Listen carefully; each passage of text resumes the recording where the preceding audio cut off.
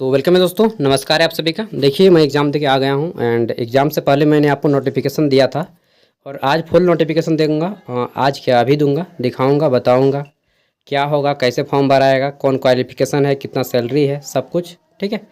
कौन कौन अप्लाई कर सकता है और क्या क्या डॉक्यूमेंट्स लगेंगे, everything in this video.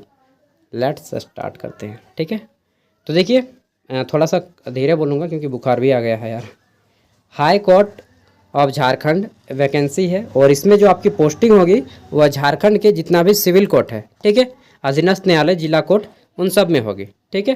Post का नाम क्या है, या तो आप इसको असिस्टेंट बोल सकते हैं या फिर क्लर्क बोल सकते हैं, ठीक है। क्लर्क भी बोलिए चाहे असिस्टेंट बोलिए, बात बराबर है, ठीक है। चाहे आचार्य बोलिए चाहे शिक्षक बोलिए। चलिए, कुल पदों की संख्या कितनी है, 410, ठीक है। किस कैटेगरी में कितनी सीटें हैं, तो जनरल में 130, एससी में 58, एसटी में 143। बाप रे, सबसे ज़्यादा तो एसटी में दे दिया है, ठीक है। बीसी 1 में 38, बीसी 2 में 14, ईडब्ल्यूएस में 27। कुल मिला के 410 कैंडिडेट होते हैं टोटल वैकेंसीज, ठीक है। और इसमें भी हॉरिजेंटल रिजर्वेशन काम करता है, ठीक है। वुमेंस के लिए 14 को सीट रिजर्व है, मतलब 14 से ज़्यादा महिला हो सकती है, उससे कम नहीं होगा, ठीक है। कम से कम 14 महिलाएं चाहिए ही चाहिए इनको। 13 को सीट रिजर्व है, हॉरिजॉन्टल रिजर्वेशन, जिसमें आपका विभिन्न प्रकार के शारीरिक विकलांगता वाले कैंडिडेट को लिया जाएगा। और एक वो स्पोर्ट पर्सन के लिए रिजर्व है, ठीक है, कि गेम से एक आदमी को हम पक्का चुनेंगे, उससे ज़्यादा हो सकता है लेकिन उससे कम नहीं होगा, ठीक है।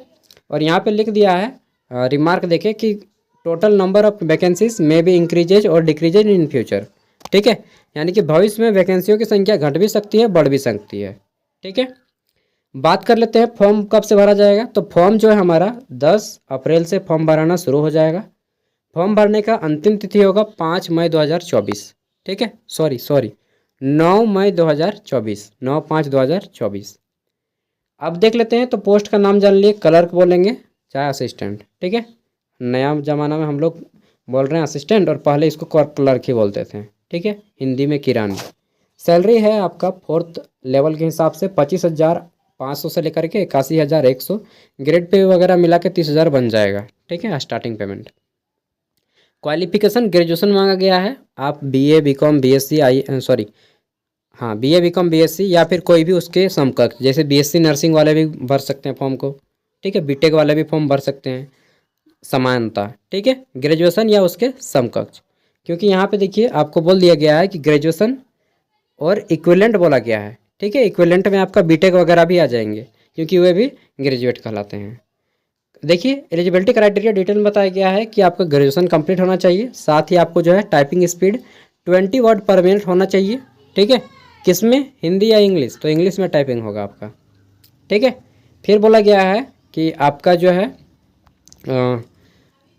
बस 2 ही चीज़ होना चाहिए और क्रिमिनल रिकॉर्ड कोई नहीं होना चाहिए आपका। उम्र की गणना की बात करें तो आपका उम्र 1 जनवरी 2024 के अनुसार कम से कम उम्र 21 साल और अधिक से अधिक 35 वर्ष होना चाहिए, ठीक है।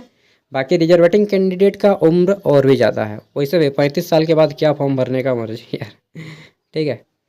मेरिट लिस्ट की बात करें तो मेरिट लिस्ट आपका जो है मार्क्स के अकॉर्डिंग लगाया जाएगा और इंटरव्यू के बेसिस पे, ठीक है। मार्क्स और इंटरव्यू 2 चीज़ यहाँ पे मायने रखेगा, ठीक है। उसके बाद देख लेते हैं, तो यहाँ पे फॉर्म आपका ऑनलाइन भरा जाएगा, वो भी बात हो गया।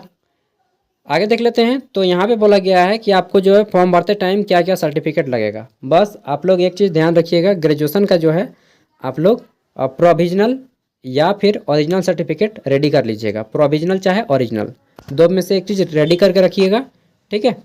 उसके साथ ही आपको जो है 6 मंथ का DCA कोर्स चाहिए या फिर ADCA। DCA मतलब डिप्लोमा इन कंप्यूटर एप्लीकेशन, ठीक है। और इसमें 6 महीना का कम से कम कोर्स होना चाहिए, ठीक है ना। आगे देख लेते हैं, और इसके साथ ही यहाँ पे बोला गया है कि आपके पास जो है नॉलेज होना चाहिए, जैसे MS वर्ड आपको अच्छे से आता हो, MS word, excel, power point, मतलब MS ऑफिस का जितना भी पैकेज है वो आपको अच्छे से आता हो, ठीक है। क्योंकि इंटरव्यू में पूछा जाएगा कि बताइए क्या क्या जानते हैं आप कंप्यूटर के बारे में यार, ठीक है। आगे देख लेते हैं, तो फॉर्म फीस यहाँ पे आपको 500 रुपया लगेगा जनरल OBC कैंडिडेट को। और वहीं बात कर लेते हैं तो ST SC कैंडिडेट को यहाँ पे लगने जा रहा है आपका 125 रुपया, ठीक है। बोला गया ST SC कैटेगरी, उसके साथ ही जो फिजिकली हैंडीकैप्ड पर्सन है उसके लिए। महिलाओं को कोई विशेष छूट नहीं दिया गया फॉर्म फीस में। ठीक है, फॉर्म आपका फी ऑनलाइन पेमेंट होगा, credit card, debit card, UPI। अब हम लोग जान लेते हैं कि सब कुछ तो हो गया, बता दीजिए अब सिलेबस क्या है एग्ज़ाम का।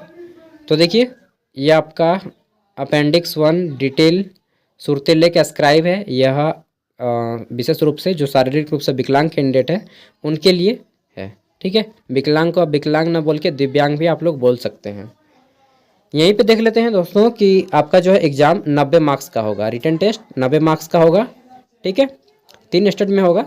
सेकंड आपका कंप्यूटर टेस्ट होगा जो 20 वर्ड पर मिनट के हिसाब से 20 वर्ड पर 100 वर्ड 20 वर्ड्स के हिसाब से 5 मिनट टाइम दिया जाएगा। ठीक है, 20 वर्ड कर करके 5 मिनट टाइम दिया जाएगा। 100 वर्ड का पैराग्राफ होगा, टाइप करना होगा आपको। ठीक है, क्वालिफाई करना होगा। क्वालिफाई में आपको कम से कम अब जितना इनकी क्राइटेरिया है वो लाना होगा। मान के चलिए ना कि आप 20 वर्ड में अगर एक्यूरेसी लाते आते हैं तो आपका हो जाएगा। ठीक है, इंटरव्यू आपका 15 मार्क्स का होगा, मतलब कि रिटन टेस्ट 90 मार्क्स और इंटरव्यू 15 मार्क्स, कुल मिला के 105 मार्क्स का मेरिट बनेगा। 5 मार्क्स फॉर ऑल कैटेगरीज। ठीक है, और ये हो गया हमारा क्वालिफाइंग है, कम से कम आपको लाना ही पड़ेगा। आगे देख लेते हैं। तो यहाँ पे सिलेबस फॉर रिटन एग्जामिनेशन हो गया हमारा, ये हो गया। इसमें क्या क्या पूछा जाएगा, तो 90 मार्क्स का जो आपका रिटन एग्जाम होगा इसमें आपका 30 मार्क्स का इंग्लिश होगा, 30 मार्क्स का GK और GS होगा, और 30 मार्क्स का जो है आपका यहाँ पे मैथ रीजनिंग होगा। ठीक है, 90 मार्क्स हो गया। कंप्यूटर टेस्ट में आपका टाइपिंग होगा, उसके बाद फिर जो है आपका क्या बोलते हैं यार, इंटरव्यू होगा। इन सब के बाद फाइनल मेरिट लिस्ट आएगा। ठीक है, डॉक्यूमेंट्स वेरिफिकेशन होगा, फिर आपका उसके बाद जो मेरिट लिस्ट आएगा और ज्वाइनिंग लेटर आपके घर, उसके बाद आपका ज्वाइनिंग हो जाएगा। लेकिन ये प्रोसेस होने में कई साल लगेगा, अभी कोई कहना मुश्किल है। एग्ज़ाम कब होगा इन सब के बारे में मत पूछिएगा, क्योंकि इन सब का आंसर केवल हवा के रूप में देने का कोई बात नहीं है। ठीक है, इसलिए जब कोई वजन हो कि हाँ लिखित रूप में प्रमाण हो तभी मैं बता पाऊँगा। नहीं तो कमेंट में पूछिएगा कि कब एग्ज़ाम होगा, तो मैं बता दूंगा कि प्रीवियस ईयर में पिछले साल जब आया था वैकेंसी, पिछले 2-3 साल में। ठीक है, तो 1 साल बाद एग्ज़ाम हुआ था। इस बार हो सकता है इलेक्शन के बाद एग्ज़ाम हो जाए। ठीक है, तो चलिए ये सारी चीज़ें हैं। फॉर्म भरने के टाइम मैं फॉर्म भर के भी दिखा दूंगा। जिनको फॉर्म भरना होगा वो आप लोग मोबाइल से भी फॉर्म को फिलअप कर सकते हैं। चलिए बाय, मिलते हैं नेक्स्ट वीडियो में। काफ़ी थक गए हैं आज, एग्ज़ाम देखिए अभी अभी आए हैं यार। PDF जिनको चाहिए वो वीडियो को डिस्क्रिप्शन से डाउनलोड कर सकते हैं। जोहार। अदर स्टेट के कैंडिडेट जहाँ तक संभव हो अप्लाई अगर ना करें तो ज़्यादा बेटर होगा। फिर भी अगर आप अप्लाई करना चाहते हैं तो जनरल कोटा से अप्लाई कर सकते हैं।